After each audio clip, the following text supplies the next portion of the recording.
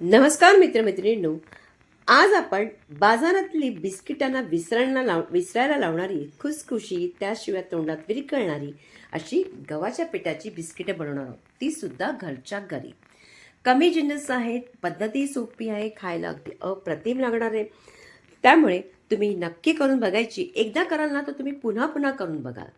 फक्त तुम्हाला करण्यासाठी हा व्हिडिओ शेवटपर्यंत पाहावा लागेल आणि कुठे तुम्हाला नाही येणार असं होणारच नाही आहे. तर चला, जास्त काही न बोलता पटकन रेसिपीला सुरुवात करूया. सगळ्यात अगोदर आपल्याला काय करायचं, परातीमध्ये 2 वाट्या घ्यायचे गव्हाचं पीठ. कोणती किचनची वाटी सेट करा आणि त्या पद्धतीने गव्हाचं पीठ घ्यायचं. त्याच वाटीने अर्धी वाटी आपण इथे घेणार आहोत डेसिकेटेड खोबरं, कारण का ह्याच्याने डेसिकेटेड खोबऱ्यामुळे बिस्किटाला आणखीन चव येते. त्याचबरोबर अर्धी वाटी घ्यायचं बारीक रवा. बारीक रवा नसेल तर जाडा रवा मिक्सरमध्ये थोडासा दळून घ्या आणि त्यानंतर तुम्ही घेऊ शकता. वेलची पूड घालायची, सगळं जिन्नस मिक्स करायचे. मिक्स केल्यानंतर थोडंसं अगदी चवीपुरतं जरासं मीठ घाला, अर्धा चमचापेक्षा कमी, छान लागतात बिस्किटामध्ये. नंतर घ्यायचं अर्धी वाटी ते आपण साजूक तूप. तूप घेतल्यानंतर इथे आपण सगळं काय करायचं, तुम्ही इथे ना तुपाऐवजी डालडा घेऊ शकता, तेलसुद्धा घेऊ शकता. पण अगोदर तुम्ही तूप जर घेतलं तर मात्र बिस्किटच चवीला चांगली लागतात. अगोदर सगळी जिन्नस घातल्यानंतर अशा पद्धतीने हाताने चांगलं मळायचं आहे. मळल्यानंतर जेव्हा या पिठाचं मूठ बांधली जाते, म्हणजे प्रमाण अगदी परफेक्ट झालेलं आहे. आता अशा पद्धतीने दाबून बघितलं की बघा व्यवस्थित छान झालं आहे. आता काय करायचं, अर्धी वाटी साखर घ्यायची आणि अर्धी वाटी पाणी, म्हणजे आपण ती वाटी पूर्ण भरायची.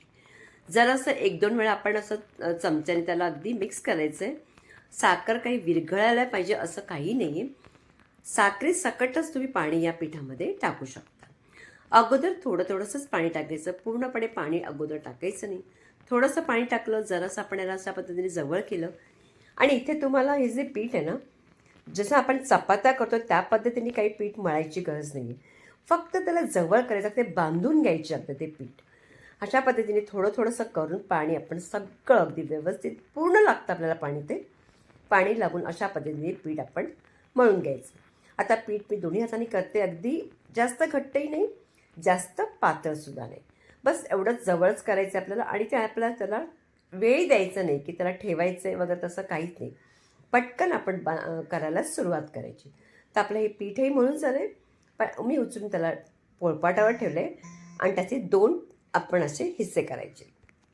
2 हिस्से केल्यानंतर एक हिस्सा बाजूला ठेवायचा आणि हा जरासा हलकासा गोल करून ह्याला आपण चपातीसारखं लाटून घ्यायचं.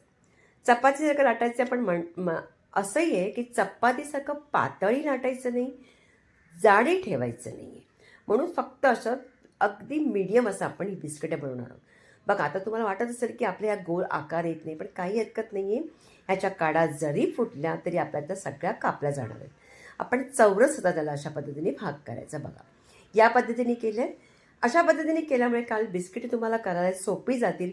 आता इथे मी अगोदर चौरस असं सगळं कापून घेतलेलं आहे. सगळ्या काड्या त्या पुन्हा त्या पिठात घालायच्या, पुन्हा मळायच्या आणि पुन्हा हीच आपण जी क्रिया आहे पुन्हा करायची. असंच करत राहायचं आहे. हीच अगदी सोपी पद्धत आहे. या ठिकाणी ना मी अगदी 4च तुकडे करणारे बिस्किटाचे. पण तुम्हाला हवे असेल तर तुम्ही याचे छोटेसे, म्हणजे लहान तुम्ही याची बिस्किटं बनवू शकता. तर बघा, आता मी 4 केले, का तर माझ्या इथे कुठली लहान मुलं तर नाही आहेत. माझा फक्त नातू आहे, तो सुद्धा बाहेरच राहतो. तर इथे बघा अशा पद्धतीने करायचं.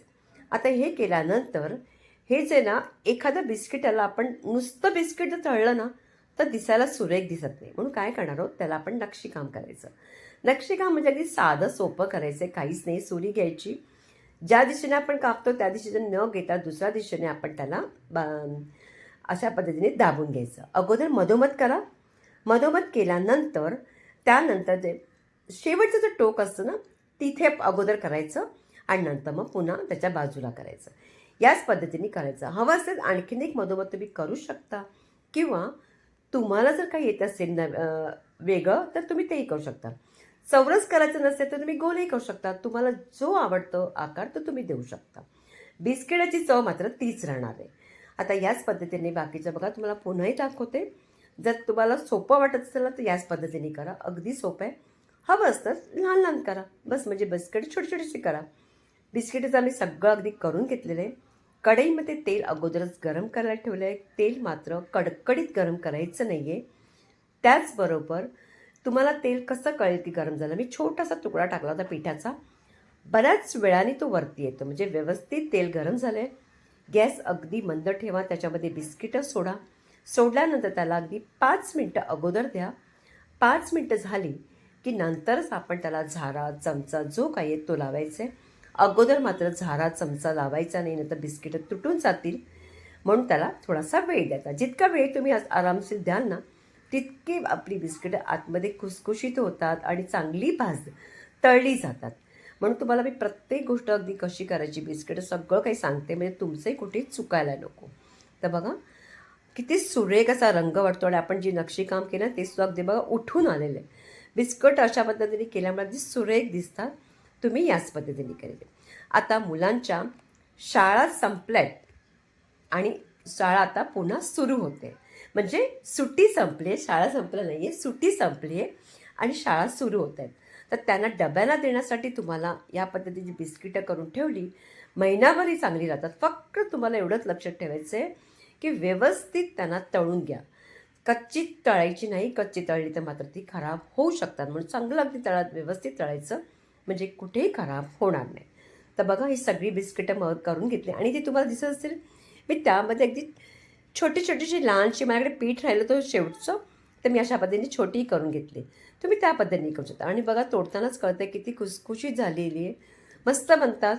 नक्की करून बघा. रेसिपी तुम्हाला आवडली असेल तर जास्तीत जास्त लाईक करायचे, प्रत्येकांकडे शेअर करायचे. शॉर्ट व्हिडिओ मी तुम्हाला जास्तीत जास्त देण्याचा प्रयत्न करते आणि पुन्हा भेटायचे आपण एका छानशा नव्या रेसिपीबरोबर.